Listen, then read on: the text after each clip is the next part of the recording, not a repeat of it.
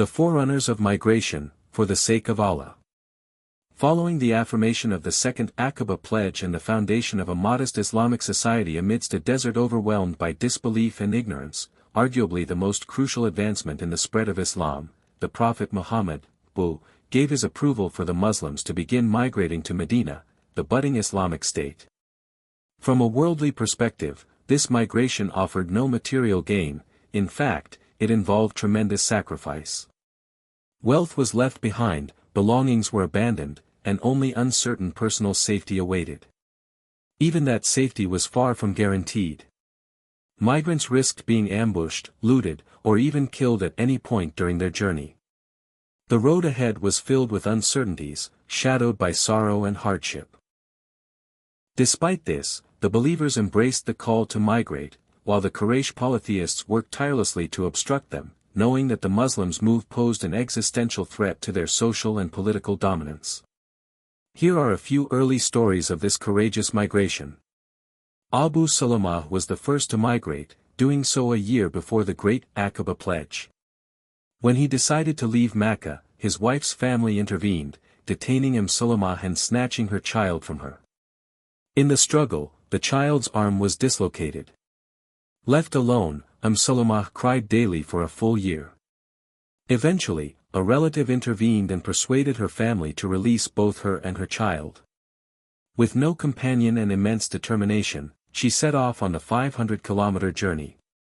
At At-Tan'im, she met Uthman bin Talha, who kindly offered her transport. She finally reunited with her husband in Quba, a suburb of Medina. Ibn Hisham 1/468. Another striking example is that of Su'aib. When he voiced his desire to migrate, the disbelievers reacted harshly. They mocked him, saying he had arrived in Mecca as a penniless outsider, gained wealth because of them, and now sought to leave. They forbade his departure unless he relinquished all his wealth. Su'aib agreed to surrender everything. Once freed, he left for Medina. Upon hearing his story, the Prophet remarked, "Su'aib has truly succeeded." Ibn Hisham 1/477. Then came the plan of Umar bin al-Khattab, Ayyash bin Abi Rabi'a, and Hisham bin al-Asi, who agreed to gather at a predetermined spot to leave Mecca for Medina. While Umar and Ayyash managed to make the journey, Hisham was captured and prevented from leaving by the Meccans. The incident of Ayyash and the final phase before the Prophet's migration.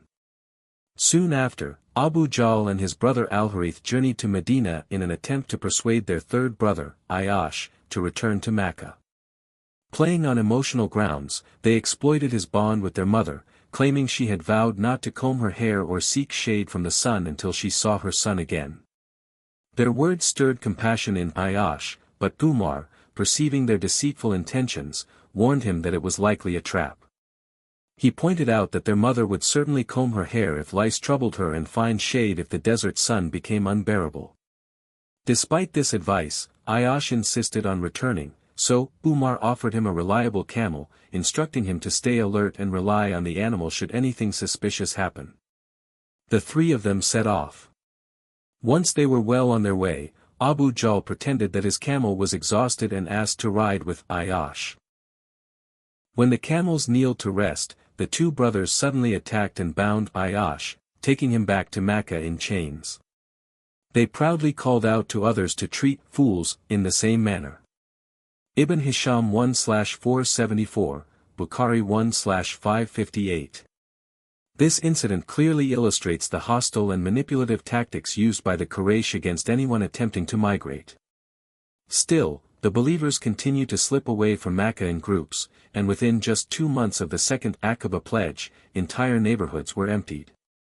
Almost every follower of the Prophet had reached Medina, except for Abu Bakr, Ali, the Prophet, and those too weak or imprisoned to leave. Though the situation in Mecca had grown intense, the Prophet, remained composed. Meanwhile, Abu Bakr urged him to begin the migration and hoped to accompany him. The Prophet, however, explained that the command from Allah had not yet come. Still, Abu Bakr prepared in advance, buying 2 sturdy, fast camels and nourishing them for 4 months to ensure they would endure the rough terrain of the desert. Zad al-Ma'ad 2 of 52, Bukhari 1/553. Most of the Muslims who had once migrated to Abyssinia, Ethiopia, also returned to Medina to join their fellow believers, strengthening the Muslim community there. In the Council of Nadwa, the Qurayshite parliament conspires. The rapid and well-organized migration of the Prophet Muhammad's followers to Medina left the polytheist leaders of Mecca stunned and alarmed. This move posed a significant threat to their pagan structure and thriving trade-based society. They had witnessed the Prophet's strong leadership and the devotion of his followers, who were always willing to make personal sacrifices for his cause.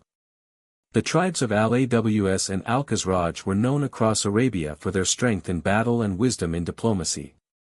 Having experienced devastating tribal wars, they had grown weary of hatred and conflict. Furthermore, Medina's location was of strategic value, lying on the main commercial route to Mecca, through which the Quraysh used to trade goods worth hundreds of thousands of dinars annually. With all these considerations in mind, the Quraysh saw the Islamic migration as a looming existential crisis. Determined to find a decisive solution, they convened a major meeting on Thursday, the 26th of Safar, in the 14th year of prophethood, corresponding to September 12, 622 CE, about 2.5 months after the Second Aqaba Pledge. This emergency session of the so-called Parliament of Mecca focused solely on how to halt the surging momentum of Islam. Tribal representatives from across Mecca were in attendance, including Abu Jahl bin Hisham, Banu Makhzum, Jubair bin Mut'im, Tuaima bin Adi, and Al-Harith bin Amir, Banu Nawfal. Shaiba and Utbah, the sons of Rabi'a, along with Abu Sufyan bin Harb, Banu Abd Shams. An-Najr bin Al-Harith, Banu Abd ad-Dar, known for once throwing animal intestines on the Prophet. Abul Bukhtari, Zama'a bin al-Aswad, and Hakim bin Hizam, Banu Asad. Nabi and Munbai, sons of al-Hajjaj, Banu Sam. Umayyah bin Khalaf, Banu Jumah. As they approached the council house, Dar and Nadwa, they encountered a strange elderly man. It was Satan in disguise, appearing as a wise elder from Najd. He expressed interest in attending the meeting and sharing in their council, so they permitted him to join. During the heated discussion, many suggestions were offered. Some proposed banishing Muhammad from Mecca, but this was dismissed, as his eloquence could attract outside tribes to his cause, eventually threatening them from beyond. At this point, Abu Jahl, known for his hatred of Islam, proposed killing the Prophet outright. But doing so by one assassin would lead to tribal revenge. Abu Jahl, however, offered a cunning solution: select one youth from each tribe to strike Muhammad at the same time, so the blame for his blood would be collectively shared, making it impossible for any single tribe to demand retribution. This wicked proposal was unanimously agreed upon, and the conspirators departed, resolute in their plan to execute the assassination without delay. Ibn Hisham 1/480482